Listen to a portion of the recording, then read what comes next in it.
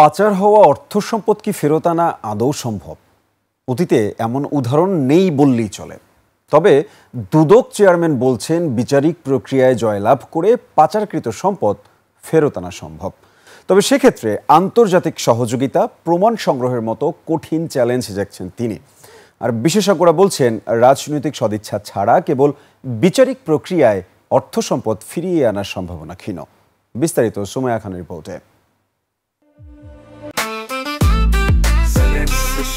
জেনেক্সে shift করো, লাইফকে lift করো।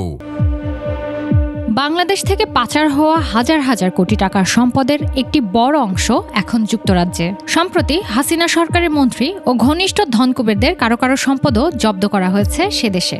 দুদক এরই মধ্যে যুক্তরাজ্যের সংশ্লিষ্ট কর্তৃপক্ষের সঙ্গে যোগাযোগ শুরু করেছে।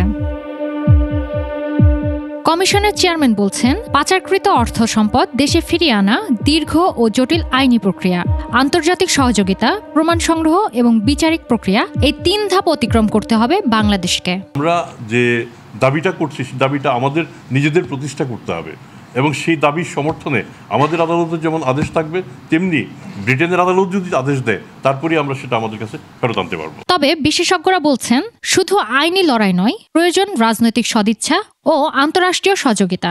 পাচারকারীরা যুক্তরাজ্যের রাজনৈতিক আশ্রয় নিলে বা বৈধ অভিবাসী হলে অর্থ ফেরতের সম্ভাবনা আরও ক্ষীণ হয়ে পড়বে।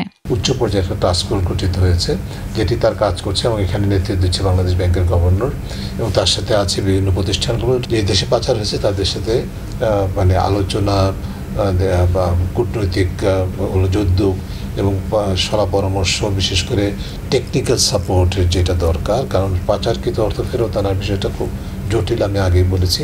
এখানে সাধারণ যেমন দুদকের একজন কর্মকর্তা বা সিআইডির একজন কর্মকর্তা বা বিএফআই এর একজন কর্মকর্তা শুধুমাত্র তাদের টেকনিক্যাল নলেজ দিয়ে এটা করতে পারবে, সেটা ঠিক ভাবা ঠিক নয়।